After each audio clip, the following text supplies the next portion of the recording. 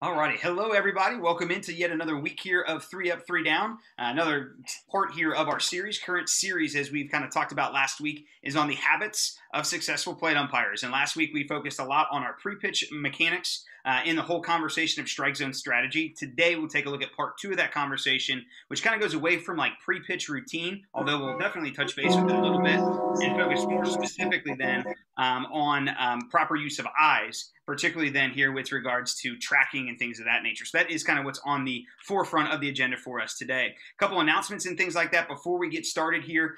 First of all, a lot of you guys have taken time to fill out the post-game feedback form. Eventually, we'll get that back in the chat at some point today. Really appreciated and really enjoyed reading through a lot of people's feedback in terms of what you're giving to partners and what partners are giving to you, what you're working on, how it's going, all that kind of stuff. So thanks for taking the time to fill those out. Please continue to do so because that information is very valuable. It seems like a lot of people are focusing on proper use of eyes and chest to ball, which is a great couple of things to go ahead and work on. Again, trying to build those habits as we've talked about for quite some time here, that we're a little bit behind as we get into 2021 and obviously trying to build towards our futures and what we want to go ahead and accomplish. So please keep doing that one here. I read an interesting bit yesterday on how long it takes to build habits, and the average length is anywhere from 2 to 6 months. And as I mentioned last week, that 2 to 6 months range in building habits, obviously that's what we're trying to do here this season. So give yourself some grace, work with yourself, be patient with yourself, but just continue to dial in on those habits, take your time, and don't try and choose too many as we get back onto the diamond there as well. Remember, we issued the focal points for 2021. Those have been out there as well. Continue to revisit those and think about those as you hit the diamond.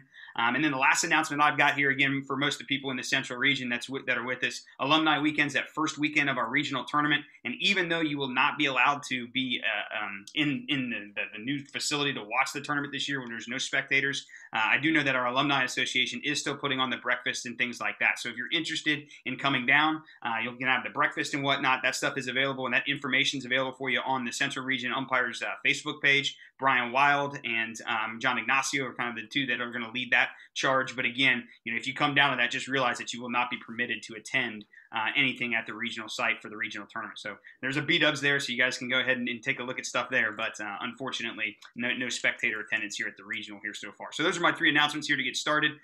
Anybody have anything else? Tom, I'll give you the floor to you if you've got anything for anyone. Cool. All righty. Well, let's go ahead and dig into it then. I'll go ahead and share my screen and get moving here with what we've got on tap for us today. Again, I've got, I didn't hit the right button. Give me 1 second here to, I know that I started to share, but I have some sound and whatnot that I want to optimize here for us this time. So I know that I have kind of given you a brief description as to what exactly we're looking at here for us for the most part today. And that obviously is on strike zone strategy, part number 2. And today's focus then is on proper use of eyes. Now we'll revisit some of the things we talked about last week with some stance basics just very briefly here in just a second.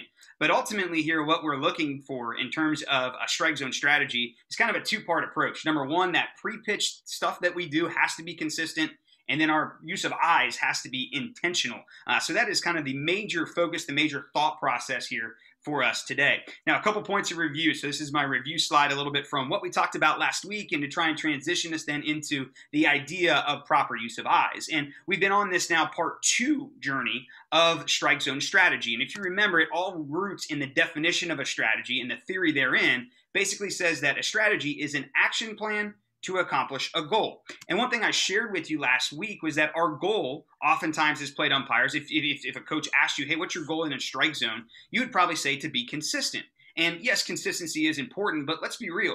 You can be bad and be consistent. So I think our goal here may be not necessarily just consistency, but rather a fair and accurate strike zone.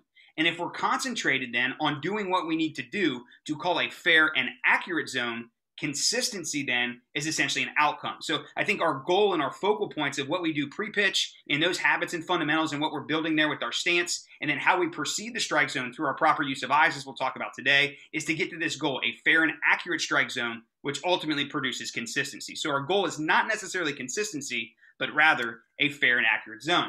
Now, in order to get there, we have to have an action plan. And again, there's 2 parts to this action plan. What we do pre-pitch has to be consistent, because that sets us up to be able to perceive the zone. So that's, heel toe, that's the slot positioning, that's head height, things of that nature here, all that we talked about last week. And then secondly, as we'll talk about this week, the second part of that action plan or that strategy to call a fair and accurate zone is to use our eyes properly. Now, last week, remember, we talked about our pre-pitch routine and we broke it down into 4 different segments. Number 1, what exactly do you do pre-pitch? Take some time in between pitches, relax. But how we step into our stance must be consistent and allow us to be comfortable. Because if that stance then and our approach is not consistent, is not comfortable, then we're not going to be in a good spot to perceive the zone or to use our eyes properly. So that's why that's step number 1 of our action plan, that our pre-pitch routine has to be consistent, has to allow us to be comfortable to ultimately perceive the zone correctly. We also talked about footwork. Now, before I get into the heel-toe relationships, remember we talked about stepping in with our slot foot first. Slot foot being the one that is closest to the hitter. So that way we are positioned, if you remember why, that puts us more likely to be in a position that's more aggressive in the slot or the midpoint, that area, that fluid midpoint between the hitter and the catcher. That's where we want our head to be to perceive the zone. So we want to step in with our slot foot first, the one that's closest to the hitter, and then set our trail foot or our drop foot. We talked about the heel-toe relationship and the heel-toe stance mainly last week. Remember, the heel-toe stance isn't the only one we can use. People use the Jerry Davis lock box where our feet are a little bit more parallel. There are still some people that use the scissors out there. And regardless of our stance, provided we are comfortable, positioned in the slot, then that's going to allow us to go ahead and perceive the zone correctly. And that's the point here of pre-pitch routine. We want to be in a spot where we consistently enter or approach that area to be able to perceive the strike zone effectively. Now, we talked about heel-toe relationships in 3 of them. One with ourself, okay, so that was our heel-toe relationship with self. The one with catcher, so that we afforded the catcher freedom of movement. And then obviously we also talked about our slot foot again being at the heel of the batter so that we are more aggressive in the slot. And as I mentioned, our footwork, we want to step in with our slot foot first and then our drop foot or our trail foot to go ahead and get ourselves set for the strike zone. We also moved up to the upper body. We talked about the importance of being square. We'll mention that here again in a clip that I've got here from us from one of our clinics in 2018. Remember, we want to be square to the release point of the pitcher, slight torso lean forward here to help us lock in, and then we want to make sure that we're set at the proper time. So again, all of those 4 things, pre-pitch set position, footwork, your upper body, and setting at the proper time, all what we talked about last week as part 1 of our strategy, and that then is our pre-pitch routine. And if we can do those things consistently, that sets us up to be able to use our eyes properly, to perceive the zone, and then as I mentioned, get to our goal of calling a fair and accurate strike zone. Now, the proper use of eyes here is where I want to go ahead and adjust to. And before we kind of start to talk about proper use of eyes, just very briefly want to give the definition of a strike zone, because I think that's part of it too. Like, we've got to know what the definition of the strike zone is in order to be able to perceive it. Rulebook defines it as the space over home plate between the batter's armpits and the tops of the knees when the batter assumes a natural stance to swing at the pitch. There is a theory out there that the strike zone is 3D, that it has width, depth, and height from this entire definition here. So there are people out there that believe that the ball has to go through the entire part of the plate as a 3-dimensional object here as we start to talk about the strike zone too. So just a couple different theories out there to think about as we begin to think about perceiving the strike zone. Now, obviously, that's the textbook definition. That's the rulebook definition. And as we sit here and as Little League umpires, I think what we are definitely advocates of is being aggressive with our strike zone. Mark Bernstein probably says it best to his umpires when he talks about the plate and calling pitches, is that the pitch is a strike until it's proven otherwise. The pitch is a strike until it's proven otherwise. So we want to be aggressive in calling the entire zone. But as you see here, we've got to set a boundary that's not absurd relative to the level that we're calling. So be aggressive with strikes. We have our definition of our strike zone. And as we're talking about proper use of eyes, remember, our stance sets us up to perceive the zone. Our eyes then obviously track it in as we're going to talk about it. But big picture wise, consistent pre-pitch routine, aggressive in calling pitches, but not absurd to the boundaries. And we'll talk about what exactly that looks like and how dependent it is upon our proper use of eyes here. Now, we use a variety of different drills, and Mark, I know you guys do this. Mike, you guys do it a lot in the Southeast. Tom, you guys do it a ton at umpire school as well. But, you know, there's a ton of different drills. The soft toss drill, we use a drill called a 2-minute drill where there's very little time in between pitches, basically to get, you know, tracking and stepping in as a habit. But we also use this colored plate drill, which is kind of like the end goal. I guess this is kind of like the last thing that we build to. And I mentioned it here, and I want to talk about kind of the importance of our stance and its relation to our eyes here before we even get into more about proper use of eyes. So this drill is one that we use at umpire school. We stole it from United Umpires. So we have a plate here that's basically on a piece of wood. So we have that here, and we have a green area that's basically right over the home plate. We've got the black area that is seen as the river, if you will, the white that marks the line, and then the red that marks the dirt. And what we'll ask our umpires to do is they'll just call pitches naturally, balls and strikes, relative to the height and then obviously their zone. But we'll ask them to call pitches and then ultimately call the color. So, for example, if they call a strike and they get that half the ball was on the black and half the ball was on like the green, they would call basically strike green or strike black. And if they ball it, they may go ball white. So what this allows us to do then is understand how they are perceiving the zone. It's not necessarily messing with or calibrating the strike zone. That's not necessarily the goal here. Rather, it's for us to be able to see where exactly are they actually calling the pitches. Because again, this is all about proper use of eyes. Our stance allows us to perceive the strike zone, perceive where these pitches are at, and if they are calling an incorrect color, and we'll videotape this, if they're calling an incorrect color, that gives us an adjustment to their stance and then tells us that their stance is not allowing them to perceive pitches or use their eyes correctly. So it's a great tracking drill. It's a great timing drill too, just kind of putting it all together. But that's kind of the basics of the drill. Now, what I want to show here is DJ's reps at this one in 2018. And I want to kind of talk about his shoulders here because that was one of the major concepts that we talked about when we started talking about things last week. If you take a look here, DJ's probably a little bit too slightly pronounced in his turn with his shoulders, okay? And I'll try and play this volume up here for us because I think it's important for us to kind of hear what happens. And I've got the pitch slowed down so we can kind of see where exactly or approximate where this pitch is coming in at. So here's DJ. First pitch is going to come in. Okay, probably a little bit further on the white here. He calls it a strike. Seth is the instructor. He asks, hey, what color? Green? He says green. Okay, DJ says green. All right, so right out of the gate, our instructors know, wait a minute, that pitch was like on the white, maybe the black. It wasn't necessarily on the green. We have a situation to go ahead and deal with. So here's the second pitch coming in.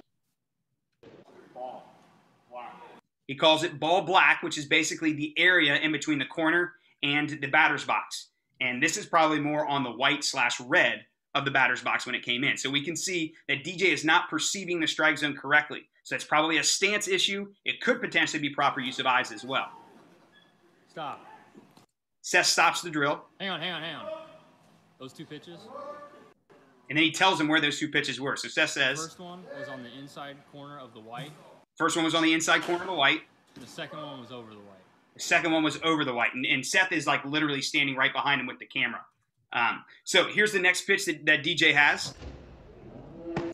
Probably on the white. Green.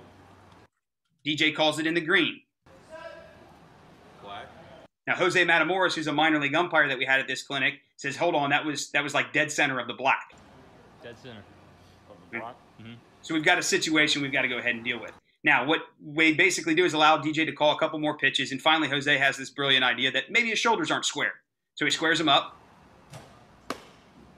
Forgets to call what color pitch that one is.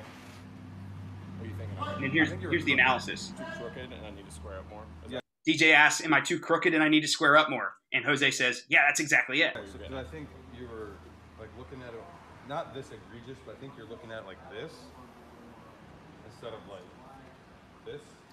So instead of watching it like with the pronounced square to the outside corner, we got to square up. And essentially that then, and this is the whole point from last week to this week, is that in order for us to perceive the strike zone correctly and actually get something out of our eyes, we have to be aligned correctly. And that's our footwork. That's, head height, yes. And then obviously being square here too. Not that far, but I get what you're saying. Yeah. And DJ gets it. 2 inches could be that much way out there. So now DJ's got to make an adjustment. And here's the next pitch after he gets adjusted to it. Ball black. It says ball black. Nailed it. And Seth confirms from looking up top of the ladder. That was right on the black. Nailed it. You're right. Your second pitch, you called that one a strike on the green. Correct. Second pitch of his plate work, he called it a strike on the green. Ball. White. Now he's getting them right. He said ball white. Green. Strike green. Green. Where on the plate? Jose asks where on the plate, and DJ's able to go straight to it and say, hey, this is where I saw it. Okay? So again, it's important to tie together the two things that we've kind of talked about here last week: the ability to step in and be square, those fundamental basics, and then ultimately make sure then here that not only our shoulders are square, but now we can talk about our use of eyes to give us a chance then to get these pitches right and make sure that we're calling a fair and accurate zone, yes, but at least one that we know where those pitches are. And that's the big thing. We need to make sure that we know where those pitches are. Your judgment, your strike zone is your strike zone, okay? But as long as we can see and know where those pitches are, that's proper use of eyes, which is dependent on things that we talked about last week, our stance basics. DJ, Seth, anything in the chat here or anything like that to go ahead and talk a little bit more about here before we go ahead and move on? Go ahead, Deej. I mean, not in particular. I think it goes to show, one point that I made while I was learning was, that 2-inch movement of squaring the shoulders might not have felt like a lot, where I was, but the depth perception on the outside, 2 inches here is a mile, that way. So it's just incredibly important to make sure that we're remembering those things. And I think literally one pitch difference just by squaring the shoulders just showed an incredible difference there. And Rosie agrees. So here's the other thing about oh, I'm sorry. Go ahead, Seth. No, I was just going to jump in and say that, to echo exactly what DJ said, that drill, and especially that particular instance of film, just shows how important having that pre-pitch routine and getting yourself square to that release point is to calling this fair and accurate zone that we're all trying to get to. Like DJ said, that 2 pitches up top equated to almost 6 inches out there on the plate. So as long we just need to strive to get to that square release point, and that will open up the door, and you'll see pitches completely different. And I think DJ can. Yeah. Good points. And we're kind of transitioning here now to talk a little bit more exclusively at proper use of eyes, and that's kind of been the lurking context here in it as well. And I think we get that we're supposed to track it, and obviously we have to see things in order to be able to call them correctly and have that fair and accurate strike zone like we've mentioned. But what's important here is that our eyes and the way that we use our eyes is our system of credibility. So that's why our eyes and tracking are so friggin' important. We got to get our eyes to where they need to be because, again, they help us to, as we see here, avoid basically an erosion of credibility. Now, remember, we want to be aggressive in calling balls and strikes. We want to make sure that the pitch is a strike. We want to make sure that we're calling strikes. We think here, to Mark's point here, that the pitch is a strike until it's proven otherwise. So aggressive in calling strikes, but not absurd to the boundary relative to the level that we're calling. So make sure that we keep that in mind. Now, at the same time, catcher's presentation, depending on level, does have an impact on this. So there is that conversation. But nonetheless, the way that we use our eyes helps us build our credibility as ball strike umpires. So for example, if we take a look at this clip, okay, we have a catcher who obviously sets up on the outer edge and then receives the pitch as such, okay? Again, our credibility is dependent upon our usage of eyes. So, we may see this pitch as a strike, like that it may have caught the corner here, whatever the case may be. But again, remember, our usage of eyes allows us to process information and then make the right determination. Now, I'm not one to sit here and argue whether or not this pitch is a ball or a strike. But what I can tell you is that the perception of the greater people out there is that this pitch probably wasn't a strike. And unfortunately, our umpire calls it a strike. Okay? So again, if you take a look, our goal here is to use our eyes so that we get a little bit more credibility. And the thought process here, take a look at the reaction of the batter. I think this pitch, the pitcher probably knows that he got a gift. The catcher probably knows that he probably got a gift. The batter's like, wait a minute, there's no way I don't think I can hit that pitch. So like when we're talking about usage of eyes and erosion of credibility, is we don't want to start giving pitches that people know are not strikes. Because the last thing we want this catcher to do is to go back in the middle of the first and say, hey guys, you better be ready to swing the bat because this umpire's calling something that's 7 or 8 inches outside.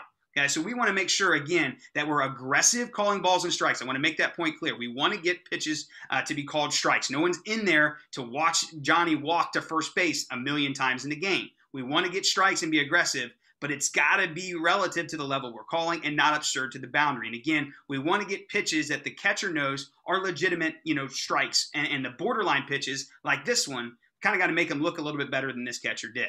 Okay? So that's just one thing to think about here with regards to our eyes regarding this whole idea of the erosion of credibility. Now, Brian DeBrouwer is the one that gave me this phrase, erosion of credibility. I forgot to give credit at the start of things here. And again, our usage of eyes allows us to avoid the erosion of credibility. And remember, our usage of eyes is dependent upon our pre-pitch routine. So again, we don't want to call pitches that the catcher knows should not be called strikes, as we kind of saw an example potentially of in the previous clip. But again, in order to avoid that, we just have to slow ourselves down, step in like we talked about last week consistently, and then use our eyes properly. Allow our eyes to do the work. Now, we're going to track the baseball. Many of us have learned about tracking. Again, we want to see our eyes follow the ball from the hand to the glove, and I'll make that point here in just a second. Our eyes are tracking while the head is still. Many of us on the outside corner will still turn our head here with the outside corner pitch. Remember, head still, eyes are tracking the ball to the glove. Now, remember, our eyes are going to follow the ball into the glove, not just into the strike zone. Many of you have probably been told that your timing's a little quick on the plate, probably only track the ball to the strike zone, and then you're already making your decision. Or some people that you've given feedback to who are quick on the plate are probably doing the same thing. So if we see someone that is quick while calling the plate, we need to tell them to track the ball all the way to the glove and then make a decision. So proper use of eyes here allows us to, number one, avoid the erosion of credibility.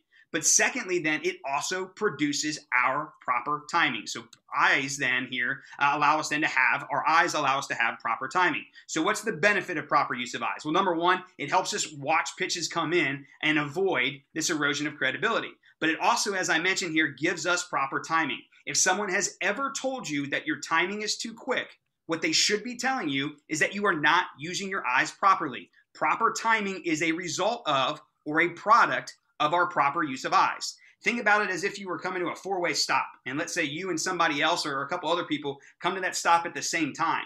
If you don't use your eyes to watch those other drivers and you just go, it's going to be ugly in that four-way stop.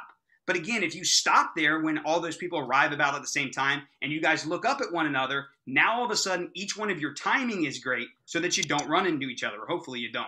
So again, just as we would approach a four-way stop that way, the same is true with the way we use our eyes, whether it be on pitches, tag plays, force plays, catch, no catch, fair foul, hits batsman, whatever it might be. Our usage of eyes is what gives us proper timing. And anyone who has ever told you to count a second, take a breath, read the label on the back of the gloves, all they're giving you is a false delay tactic. We need to slow the process down and allow our eyes to be our system of credibility, and ultimately that is where we get our timing. A couple other things here about the benefits of our usage of our eyes. If we allow our eyes to do the work, we lose the excited knee-jerk reactions. No longer are we coming up super quick and trying to sell a strike call because we're really trying to go ahead and make that super exciting. So we're not looking for super exciting signals, but rather than just informed decisions about how well we process the information before us. So we have signals then, as a result of our proper use of eyes, that are not excited reactions, but rather than a response to what we see right in front of us. So instead of on a borderline pitch where we see it, and that's the one that we pause, and then we come up and call a strike, that uneven timing then is basically a product of inappropriately using our eyes. We want nice, even timing. And again, that's following the ball from the hand all the way to the glove. And again, important to note here, not only do we get timing, not only do we get our even pace behind the plate to gain credibility, again, the whole product as a result of good pre-pitch stance and then ultimately proper use of eyes is ultimately gaining credibility. We gain credibility through our proper use of eyes. Now, how do we develop the proper use of eyes? Well, number one, I mentioned this here, eliminate false delay tactics. Again, if someone told you to take a breath, count to three, read the back of the glove before you call a strike, that is a false delay tactic. We want the process to slow down. Allow your eyes to follow the ball from the hand to the glove. And we want to make sure that that process, just as our pre-pitch routine was, is the same every single time. That's what gives us the ability to call an accurate and fair strike zone. Institute the habit of processing pitches the same way every time. And again, where we'll know our timing is the best is when we have nice, even timing. Evidence of proper use of eyes on pitches then is found on even timing. Whether it's an obvious strike or, as you see here, a borderline strike, our timing should be the same. Timing should be the same. And if it's not, that means that we're not using our eyes properly throughout the game. Uneven timing erodes credibility. Think about it. If you've got timing, that's been clear and consistent pitch after pitch, and then all of a sudden you get a couple borderline pitches that you pause on, that's going to erode your credibility. How do we avoid the erosion of credibility? proper use of eyes. We allow it to get to the glove every single time. We use that process of processing the pitchings every single time so that we have that even timing. A couple of video clips here to go ahead and round us out. Really good look at this umpire's tracking as this one comes all the way in. Nice little slow shot. You can see him track it all the way here. In this case, it's all the way to the bat. But again, we want to allow the ball to travel to the glove before we're even trying to make a decision. And before we're even trying to make a decision. Now, evidence of proper timing is going to be evident. Remember, evidence of proper timing is evident in even timing. So if we take a look at this umpire, maybe a little bit low in his head height and things like that, but his pace and his demeanor, as you notice here, is nice and smooth. He's got nice, even timing. His reactions are not, his strike calls are not excited reactions. They're more just responses to the decisions that his eyes have made for him. And as a result then here, our proper use of eyes will show up, in this case, in proper timing, this nice, evident timing, where we're not necessarily super quick on the obvious ones. We don't have timing, one timing on obvious ones and another element of timing on borderline pitches. Everything is nice and even, okay? Not excited reactions. So again, proper use of eyes helps us to avoid the erosion of credibility. It provides us with credibility and then also produces that nice, even timing that we're after. Now, the last thing that I've got here for us, if I can get to the slide, are a couple different takeaways here as we go ahead and get ready to round up the rest of today's episode. And as we talked about strike zone strategy, remember strategy, just this action plan to go ahead and accomplish a goal. The goal is a fair and accurate strike zone, which goes ahead and gives us consistency.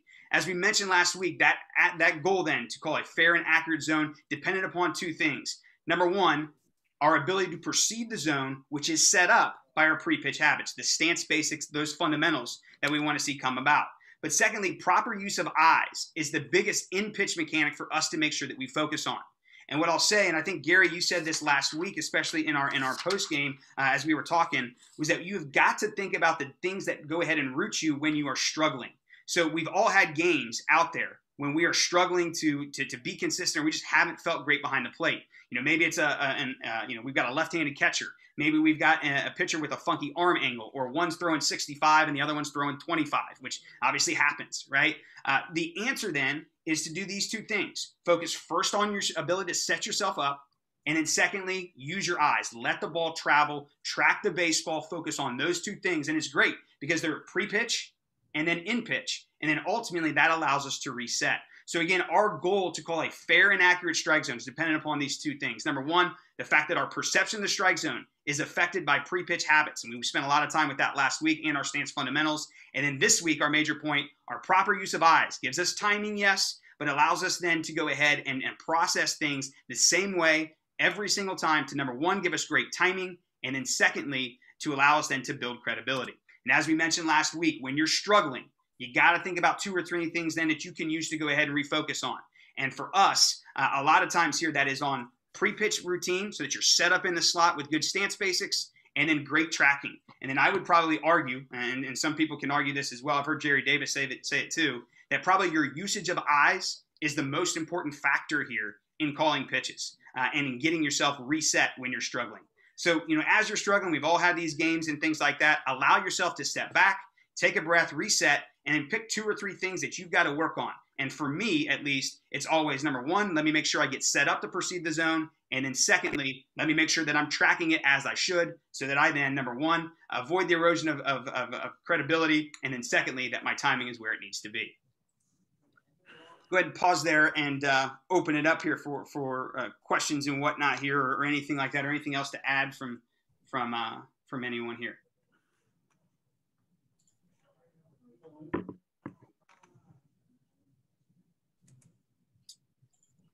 Mike, Tom, Mark, and anything out there to add on top of some of the things we've discussed here?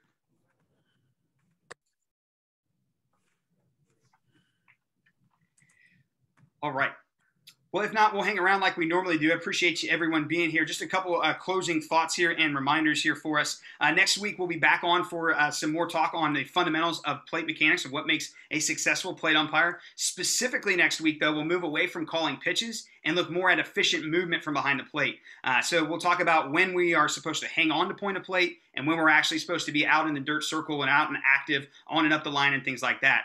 So we hope you can join us then for next week. Again, 12:30 Eastern here on 3 Up, 3 Down. We'll talk about efficient movement as the plate umpire as part 3 then here of our series on the habits that make successful plate umpires. Continue to go ahead and fill out those post-game feedback forms if you would. That's been great information. Continue to work on using your eyes properly, stay in chest of ball, especially out in the field. And as I mentioned here, we've given you a lot of things to work on here and think about in plate mechanics last week, proper use of eyes this week, and then we'll even talk more about those things as we talk about movement efficiently from behind the plate next week. Just do one thing here at a time. Remember, it takes 2 to 6 months to build a habit. So give yourself some grace. Don't do it well one time and then move on to something else. Continue to build those habits game after game, pitch after pitch, compete on each pitch here, and then make sure then that you're giving yourself some grace. Again, 2 to 6 months to build those habits. Keep looking at those focal points and using 2021 here to get better at those little things so that we can go ahead and accomplish the goals that we're set after. Guys, we'll be back again 12:30 p.m. next Friday here for part 3 of the series on efficient movement of a plate umpire here, taking a look then at those habits that make successful plate umpires. Appreciate everybody's time and attention. Thanks for being here. We'll hang out and talk here after. But other than that, guys, I'll see you next week. Have a great weekend, and we'll see you then.